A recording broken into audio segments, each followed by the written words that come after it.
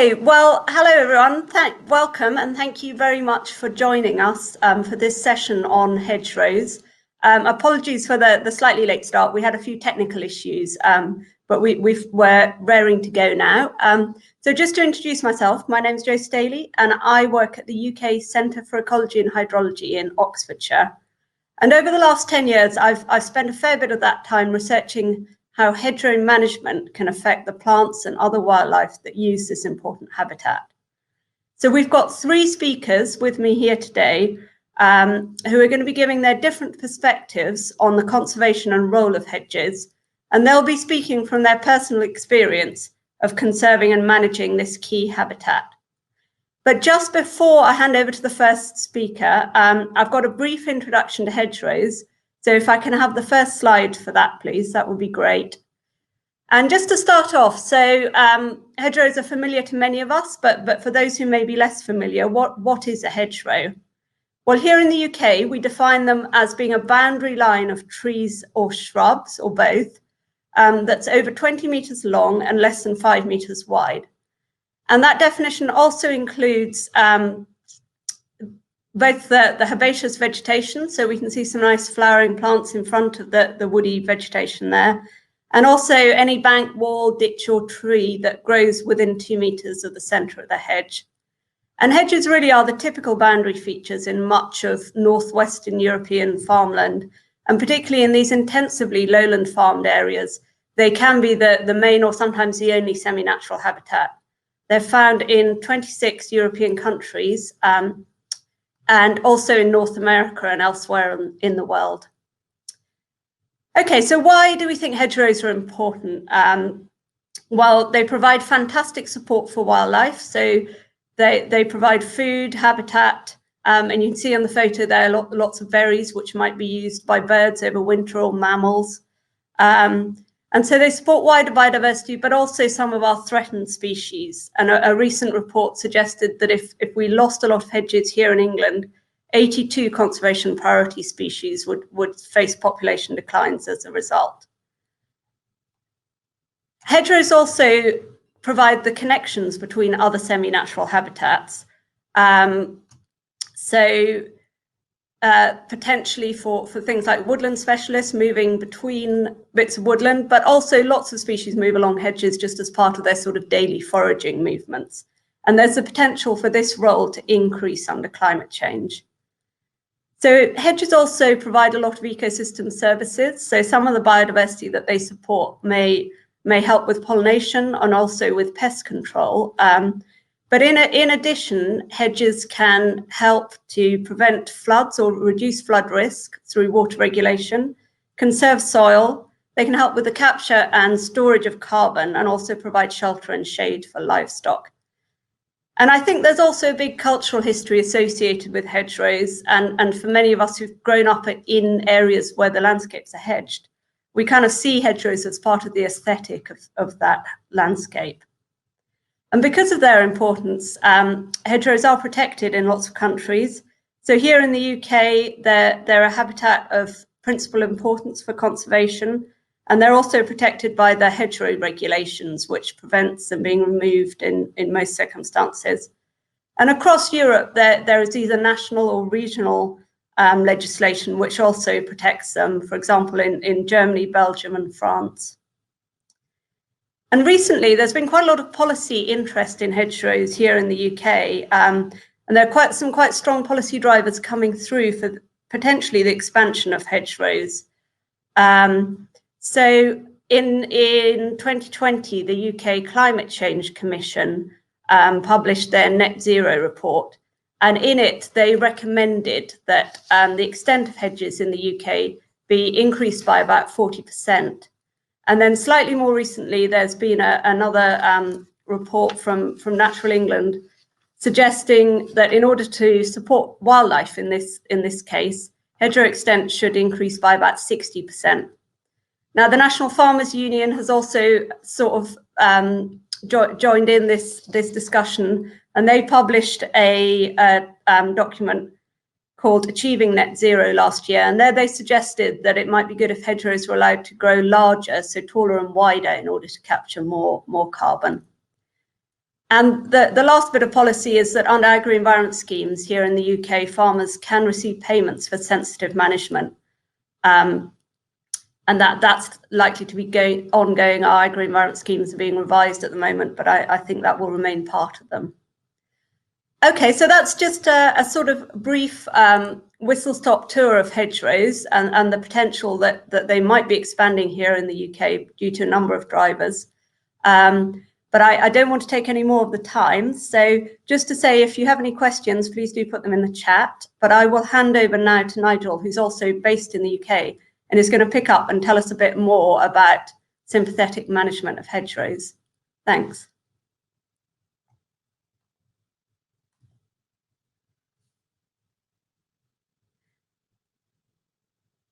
If we can have Nigel first before the video, please, just for a minute. Many different types. Ah, there we go. Thanks, Joe. Thanks very much indeed. I'm just struggling to find my little thing. Thank you very much. And it's great to see people joining our hedgerow session here, because the interest in hedges has really grown over the last 10 years or so. And I imagine there's potentially people here from all over the world that are watching and interested in hedgerows, because of course, as Joe said, they do exist all over the world. I have seen them probably on every continent, from Mexico to Indonesia to Nepal to parts of Africa. And actually, had it not been for the pandemic this last terrible year, I may well have been in Uganda right now, helping with the project to plant hedges as part of a regenerative grazing scheme. Hopefully, I'll be able to get there next year. So Great Britain probably has the highest density of hedgerows in the world, I would imagine. We have about 500,000 kilometres of hedge in the UK. I actually think it's worth saying that again, 500,000 kilometres. That's the largest semi-natural habitat in the country. And really vital, especially in the increasingly industrialised farming landscape that we have. We have a continuous history of hedged fields going back some 1,000 years. And in places, there are field boundaries that could be traced back into prehistory. A recent discovery at Stonehenge, for example, found that an outer bank, which they didn't know was there before, they now think had a hedge upon it at that time, which is quite amazing. So originally, hedges were planted to mark land ownership and to keep animals in or out of growing crops and fields. But the hedgerows today that we have, they have to have other function, I think now, especially since the introduction of barbed wire fences, so that the hedge was not fulfilling that original purpose of being a stock-proof barrier. Here in the UK, for reasons that Joe has touched upon, the ecosystem services and the many other benefits that are too numerous to mention now, really, they are becoming more and more important. They are also protected by hedgerow regulations law, that you have to ask for permission to remove them if that is permitted. I guess the simple fact here in the UK is that they actually define our landscape, and our heritage is full of hedgerow stories, hedgerow imagery, folklore even, and it's hard to imagine our countryside without them. Yet the bad news really is that most of our hedgerows are actually not in favourable condition.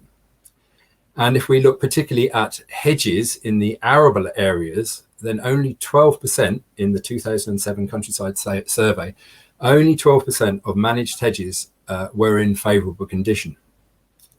So why is this? Well, I believe it is down to bad management, because we do have to manage our hedges. Both over-management and indeed neglect are the two main causes, I think, of this unfavourable condition of most of our hedges. I also think that the drive towards productivity and efficiency and indeed tidiness has ended up with us actually forgetting that the simple hedge, and it really is that simple hedge out there that we all pass by every single day, it's just there, it gives us so much. But we've forgotten that the simple hedge that can give us so much has a life cycle, in my opinion, and we must respect and allow that life cycle, or the hedge in that life cycle, to develop in order to keep it healthy. And it's only healthy hedges that are fully able to provide all the ecosystem services that benefit us. So I would like to show you a short video now, the first of 3 videos we're going to have, that looks at the management of hedges, where we're going wrong and what we can possibly do to improve their condition and safeguard their future.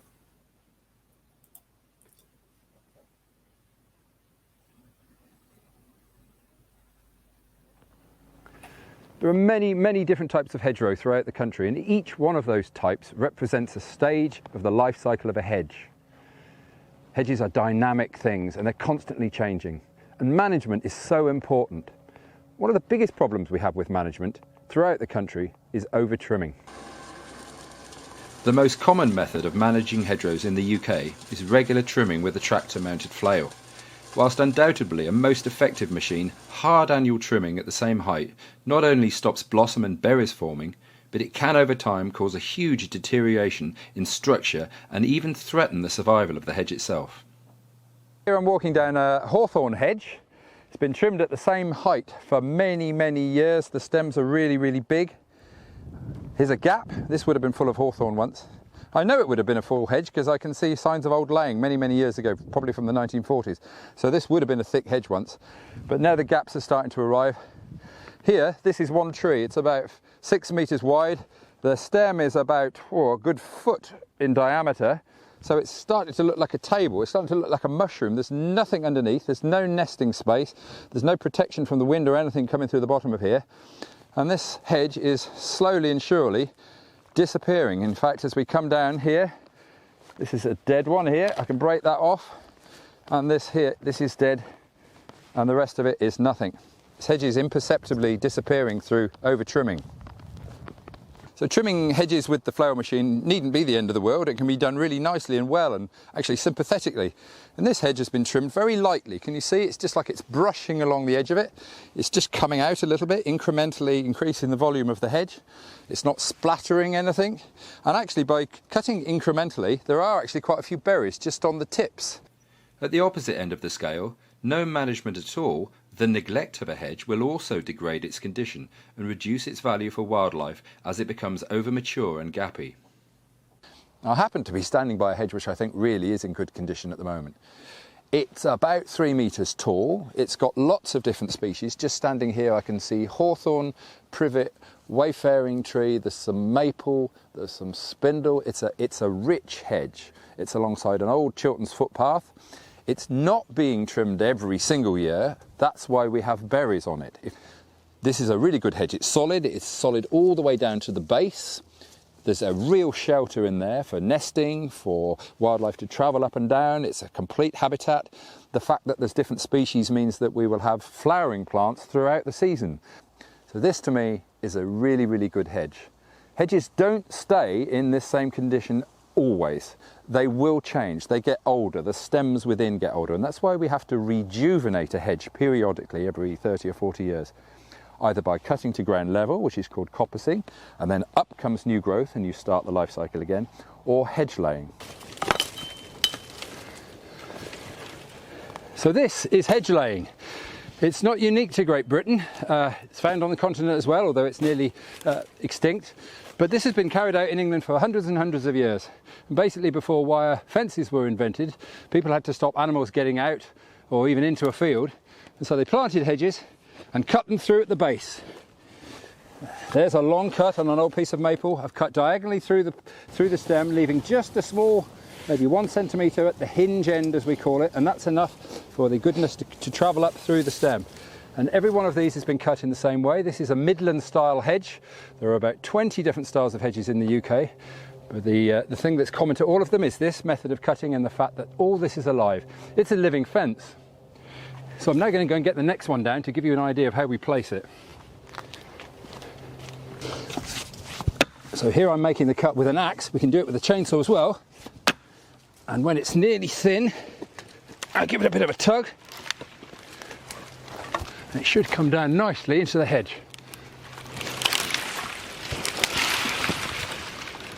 Still attached at the base, don't forget. One of the great things about hedge laying is you come across nice surprises, and here's an oak tree, a lovely young oak tree. The whole hedge is about maybe 20, 25 years old, but I found a lovely oak tree, and this one's going to stay up there and grow on for future generations to enjoy.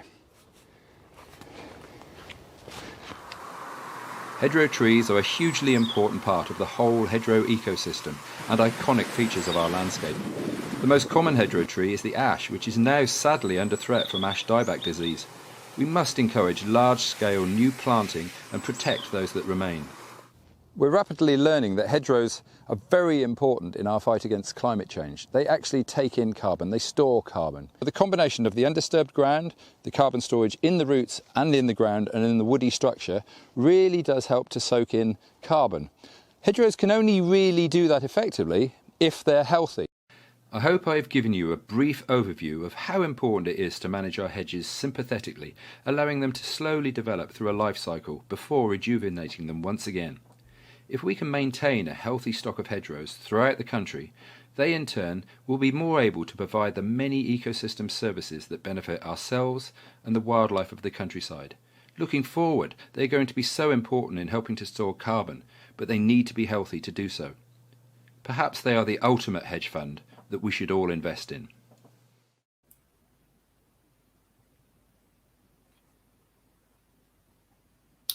Thank you very much for watching that video, and I think Joe is possibly going to ask a few questions now. Yeah, that's great. Thanks, Nigel. That was a great video. So we've got some questions coming through in the chat that I'm going to pass a couple to you now, and then I think some of the others will maybe come back to you at the end. But the first question is, they've said, I have a tip to take the heavy spade work out of new hedge planting, create 2 parallel lines with a subsoiler, then you can plot the whips in with ease. Do you have any more tips about easy ways to create new hedges, Nigel? Anything from all your practical experience being out there and managing hedges over the years? The subsoiling, using a subsoiler is a really good idea if you're not too close to a fence or anything like that.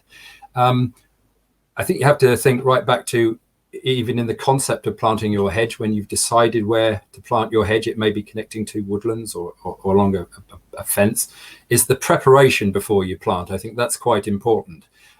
One could use chemicals. If one was against chemicals, then actually just skimming off the top grass, because what you don't want is a heavy weed infestation the following spring. So as the plants come out of winter, you only plant in winter. As you come out of the winter, you don't want weed competition to be too extensive.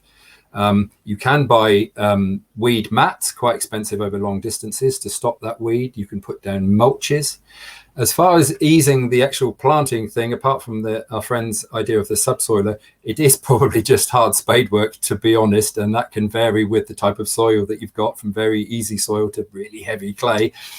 And I do fear that's the hard way to do it, but it'll be worth it in the end. Perhaps they can get some volunteers or keen hedgerow enthusiasts to help with the heavy work. So I've got another practical one, and this comes from someone who's joined us from Orkney. So that's great that we're reaching people in different parts of the I bet they couldn't use a subsoiler in Orkney. Well, yes. So this is so they say that growing trees and shrubs is of course a challenge with the wind there. Have you got any tips for getting hedges going a bit quicker in those kind of weather conditions? Very difficult. I have planted hedges even down here which have been exposed to wind, and you can get this mesh with full of holes, as it were. And if you've got a fence next to where you're planting a hedge, you can put that mesh along the windward side of that fence, attach it to the fence. I fear that the winds in the Scottish Islands might be a bit stronger than down here.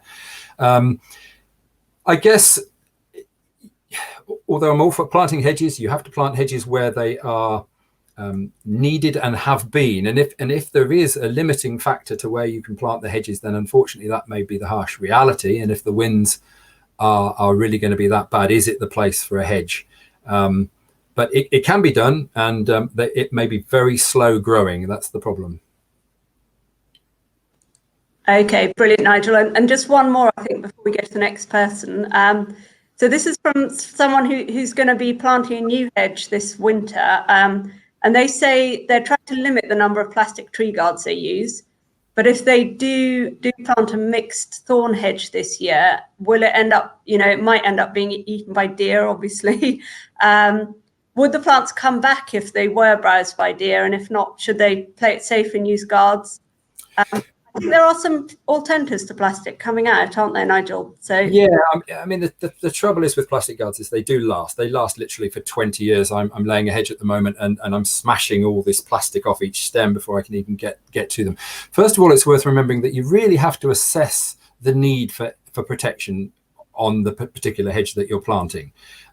Sometimes there is no protection needed. There isn't an infestation of rabbits nearby. There isn't a deer pressure. But if you assess the hedge and there is rabbits, then spirals are the thing to put on the plants. Of course, spirals don't stop deer eating the top of the hedges. We've got a lot of muntjac and fallow deer here where I live. So they will nibble off the tops. I'd like to think that in time, those plants will very, very slowly increase, and get away, and then the nibbling becomes less and less. Ultimately, if you've got a really bad deer problem, then fencing is the option, of course.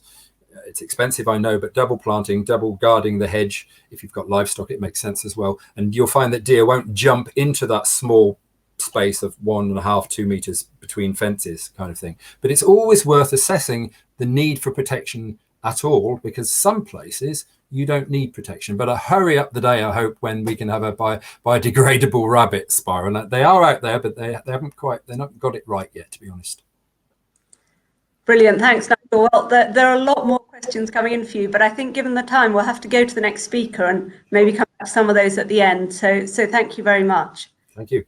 So our next speaker is Louis Dolmans from the Netherlands, and he's also joined by Lex Roeleveld. But if we start with Louis, and I'll hand over to Louis now. So thank you.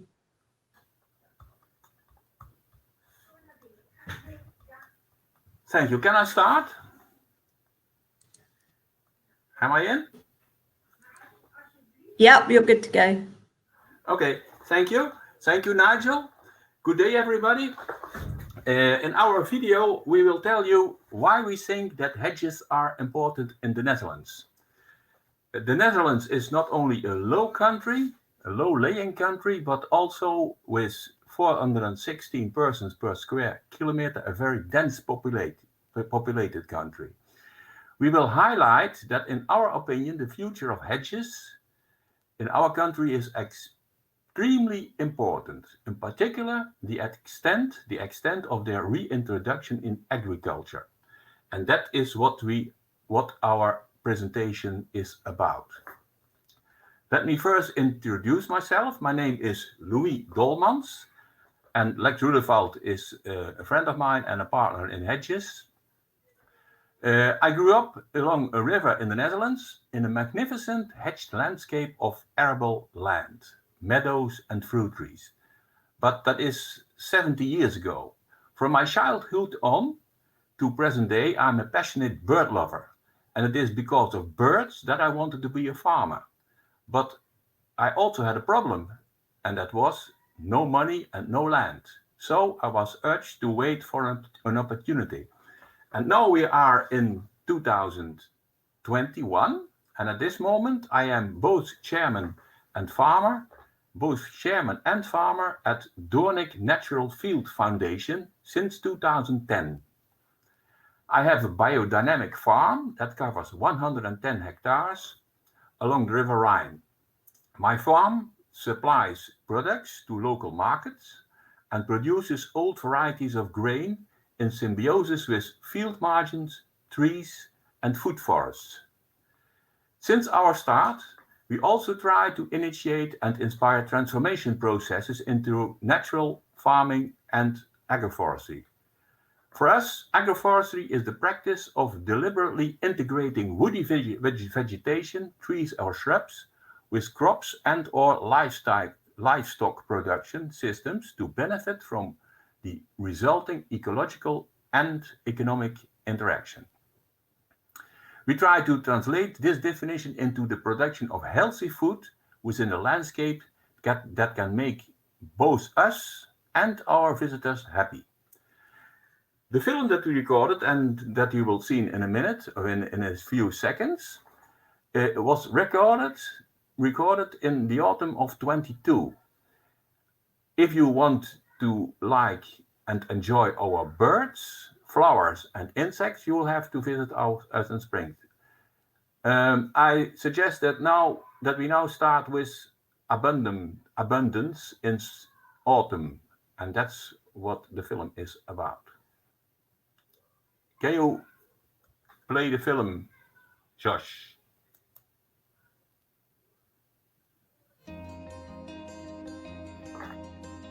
When imagining the Netherlands, people abroad often think of flat and open landscapes. The western and northern provinces of the Netherlands are indeed flat and open, with many ditches to drain these low-lying wetlands. However, higher upwards, the south and the east of the Netherlands, the picture is quite different and showing landscapes with hedges and trees. Here, a century ago, you would find yourself in very dense hedgerow landscapes. To give you an impression, we show you the Maashegge.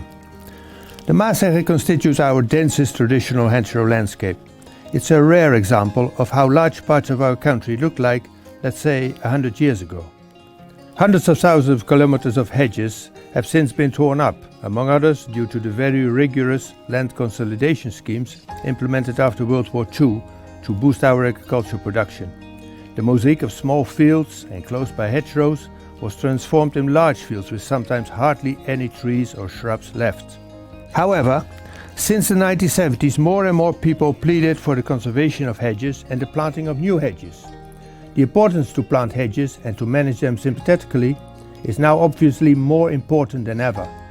Much to our own surprise, hedge laying, a traditional craft earlier mentioned by Nigel Adams, plays an important role in promoting hedges.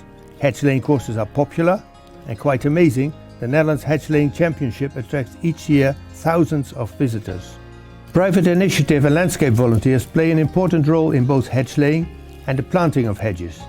To show you a beautiful example of what private initiative can do, we will take a look at the estate of Louis Dolmans, where hedges are, as you will see, not only abundant, but also of great importance.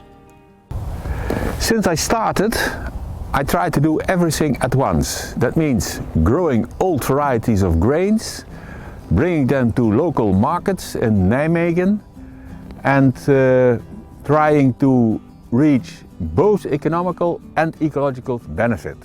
Over there you see our winter guests, the fieldfares and the redwings. They come to eat our fruit from the hedges. We are going to see these birds more today, but never up close because they are shy. Our fields are a dream come true. In almost 10 years we transformed a sterile, conventional agricultural landscape into something incredible. We turned it into a dense hedge landscape that can be characterized by huge biodiversity, indicated by a huge number of bird species. We counted 59 species, of which 17 are on the red list, such as the partridge, the skylark, the linnet, the little owl and the yellow wagtail. And the landscape is still developing. The beauty of the landscape can be perceived by everyone and is highly appreciated by visitors. Those who are open for it can feel abundance, not only of birds but also of insects and plants. One visitor once said, "I felt nature and it felt good."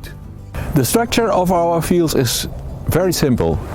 You see the fields over there, and you see here the hedges and the field margins, and in the field margins beautiful flowers in summer and food for the birds in winter.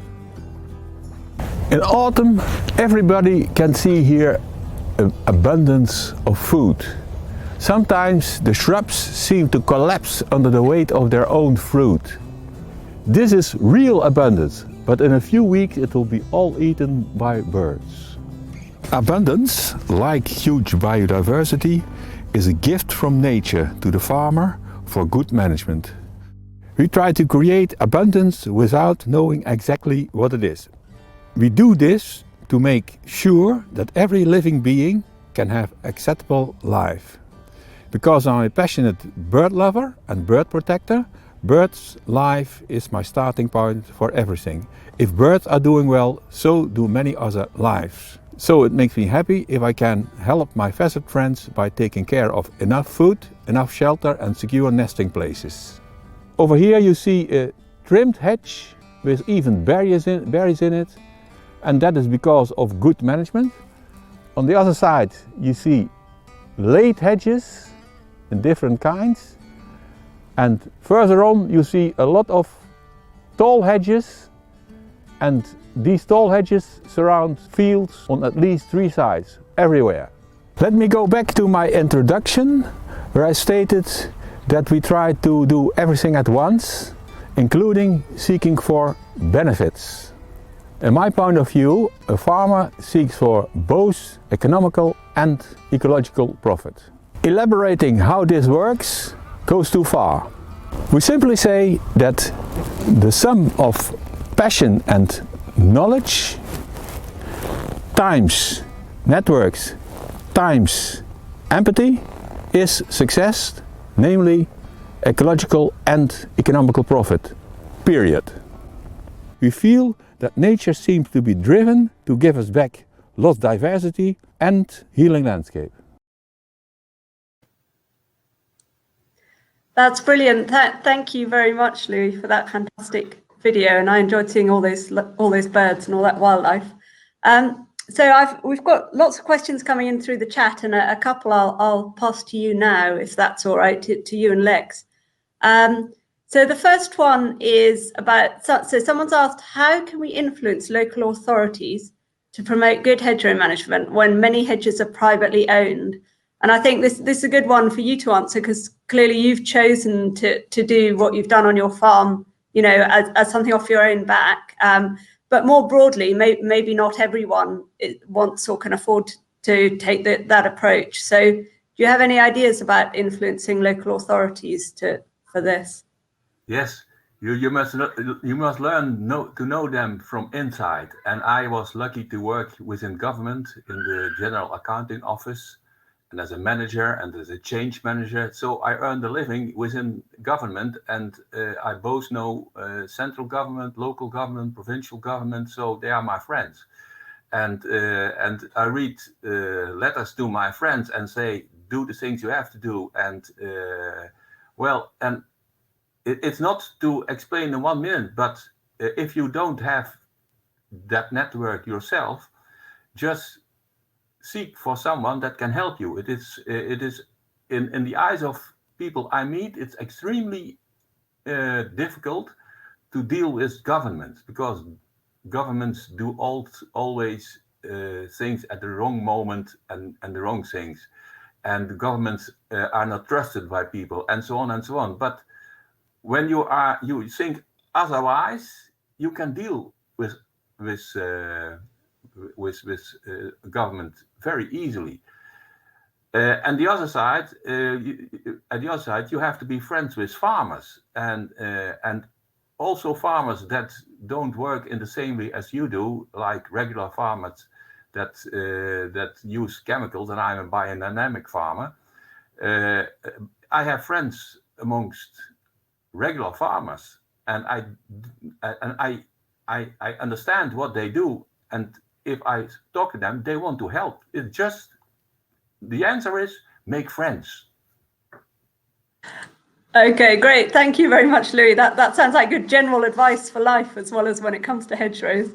So I've got another question, which I think is good for both of you, I think. So the question is saying, if we're encouraging not over trimming, so this is this idea of lightly trimming, leaving hedges to grow up and get a little bit wider, but they're saying, will this cause an increase of unwanted species, which in turn might cause problems for farmers and maybe also allow predators to prosper?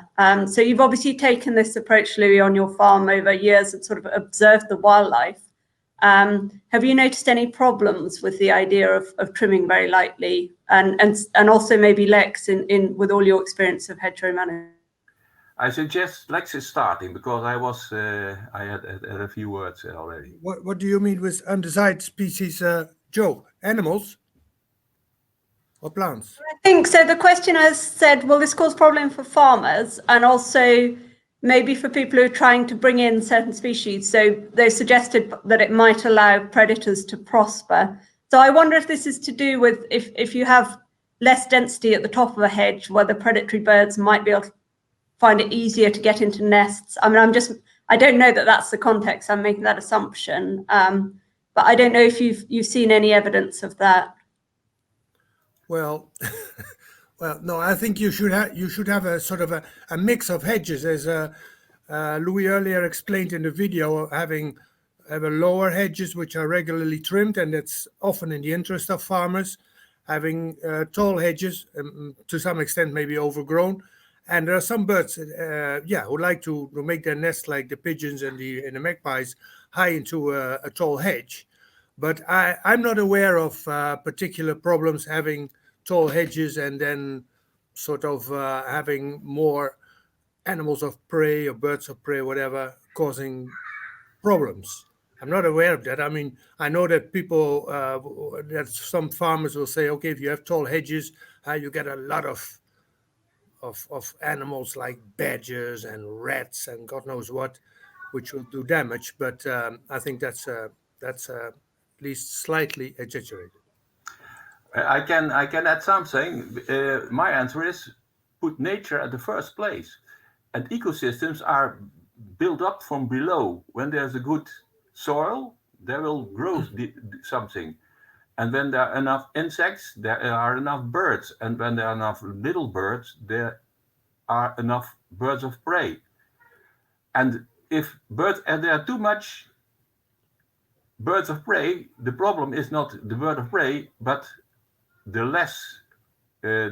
number of the too low number of birds below them. So think the opposite. Let nature do the work, and if it is the circumstances are not good in your eyes, it's a problem from you and not from nature. Okay, brilliant. Thanks to both of you. So we have got a lot more questions, but I think we'll go over to our last speaker now, given the time. So thanks very much to both of you, and we'll come to some more discussion at the end. Thank you. I'm going to hand over now to Jim Jones, who's joining us from North America. So over to you. Thanks, Jim. Thanks very much, Joe. Hello and Happy New Year to everyone from Ontario, from Mount Wolf Farm in Canada. I'm an ecologist with 15 years experience in the UK conservation sector, but I moved here in 2018. I'm currently working on my PhD in social and ecological sustainability at the University of Waterloo. We're exploring the role of traditional crafts and skills in sustainable livelihoods. And as part of this, I manage the hedge laying in the Ontario Landscape Project. So the term hedgerow in North America covers many different types of features, but perhaps the most familiar to any of you joining from this side of the Atlantic, or from North America, is the wide shelter belt, coniferous shelter belt, or the fieldstone hedgerow. Neither of which really require they're not managed on anything like a regular basis as much as the hedgerows that we've been talking about. So you're not, well, the managed hedgerow did find its way over to North America in the 1700s with settlers from Europe, but hasn't really survived as a land management practice, except really perhaps with smallholders in North America. However, there is a new interest in these managed types of hedgerows from two directions, one from agroforestry and the other in socioecology. So in agroforestry, we're looking at the benefits of integrating trees into landscapes of, in the first instance, livestock farming, so silvopasture, utilizing hedgerows as windbreaks, for shade, and for forage. While on arable farms, they're used in alley cropping to provide nutrient recycling, fertility, regeneration, and weed suppression. The work I'm currently doing at the University of Waterloo really involves the management of hedgerows and woody linear features and for sustainability inquiries. And hedgerows can offer us an insight into sort of context-specific socio-ecological relationships of people within the landscape, and the diversity that can arise from those contexts. So despite the basic assumptions of the practice of hedge laying as a management tool, which is the stimulation of regrowth from the base in a hedgerow management cycle, as Nigel has talked about, There isn't one way to manage a hedge, although many hedge layers would probably disagree with me at this point. So the hedge laying in the Ontario Landscape Project is an experiment in social innovation, hedge laying, in a novel ecosystem, which is the North American countryside.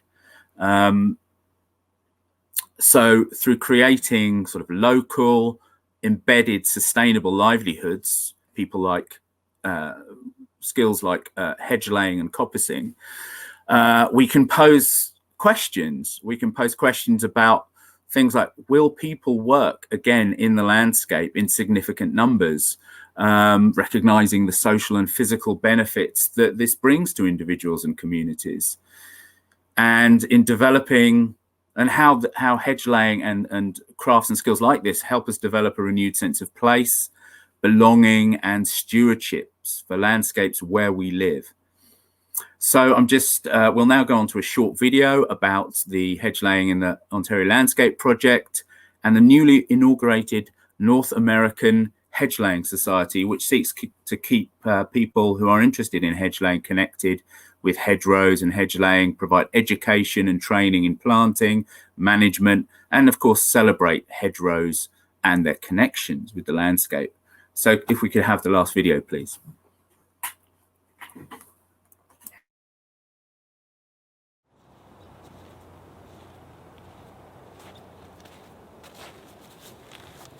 Welcome to Mount Wolf Farm in Caledon, Ontario in Canada. I'd like to begin today by acknowledging the fact that I am on land here that has been inhabited and cared for by Indigenous peoples for thousands of years. Most recently, the Anishinaabe people. And this land is in fact in the territory and as part of treaty lands of the Mississauga of the Credit First Nation. I'm standing beside a black walnut hedgerow, which may be the only black walnut hedgerow in the entire world. This was originally a line of, a double line of black walnut trees that were heeled in by Arnold Crandall, who bought this land back in the 1960s with his wife Sheila Crandall. Now, at the end of a period of reforestation in the 1990s, he had quite a lot of black walnut trees, so he decided to heel them in until he knew what to do with them. But he never got round to doing anything, so I come along in 2019 and see this lovely double line of black walnuts and think, this is perfect for hedge laying.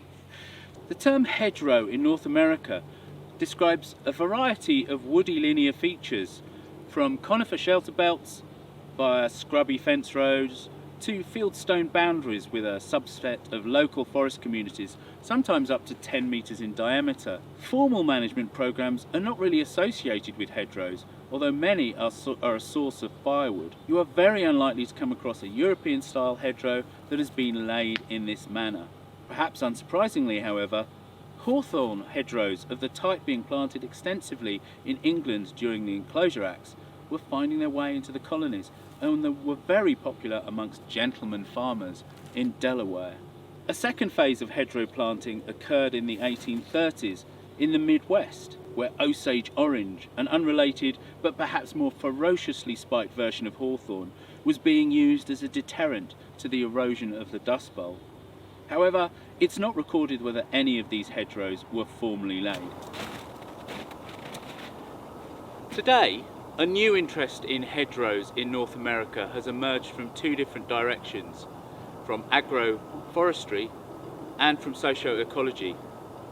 This hedgerow you can see here has been planted as part of a project called the Hedge Laying on Ontario's Landscape Project, which was started by Professor Stephen Quilley, Professor of Socio-Ecology at the University of Waterloo.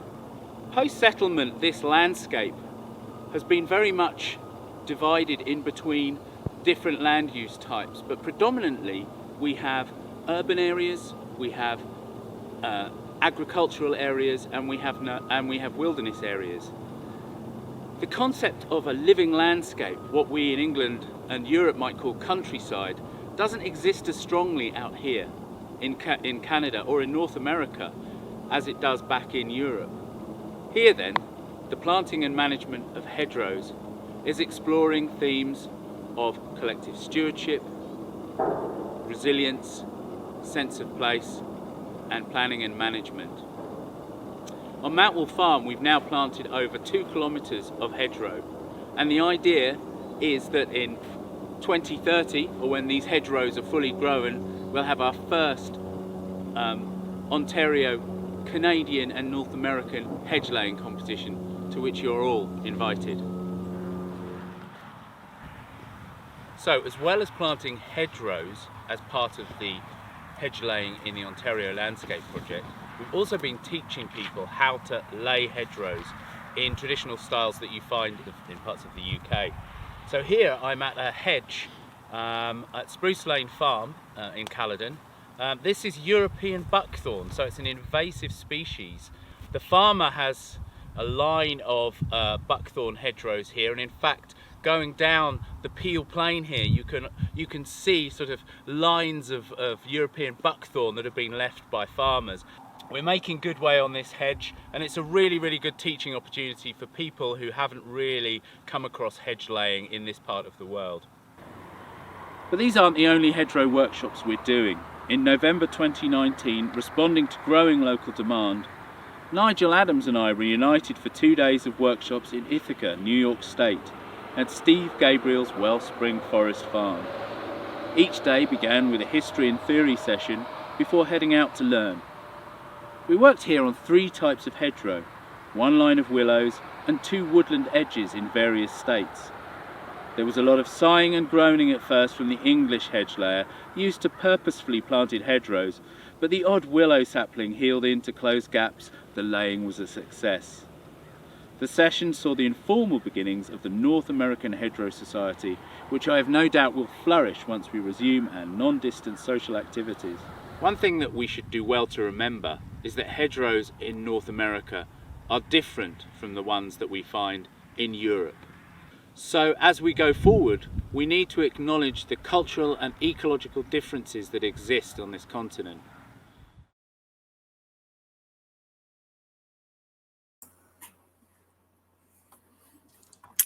That's brilliant, Jim. Thank you very much. Fantastic video, and great to see the contrasts there between the sort of European hedge landscapes and what you're doing in North America. Now we are unfortunately very close to the closing time, but so just to let you all know that we are going to continue the discussion on a Zoom link. So if any of the participants want to join us, I think that's in the chat now in Crowdcast. But a very quick question for you, Jim, just before we finish up. So, and given that you've worked here for the wildlife trusts as well, someone's asked an interesting idea. Is there a place for a voluntary scheme for sort of endorsed or certified wildlife-friendly hedge cutting contractors? And might this then be a way to go out and to educate the wider community, maybe farmers, maybe other contractors? So I don't know if in your experience you think that there might be potential for that. Obviously, contractors, hedge cutting contractors are more sort of established over here than in North America, but as you've worked in the UK as well, have you got any thoughts on that? Yeah, thanks, Joe. I think that's a great idea. And we, over in the UK, the National Hedge Laying Society, and Nigel was involved in this, had a certification scheme for the hedge layers. So I think it's a really good idea to really have some kind of certification, or at least just some guidance workshops for people who are involved in hedgerow management.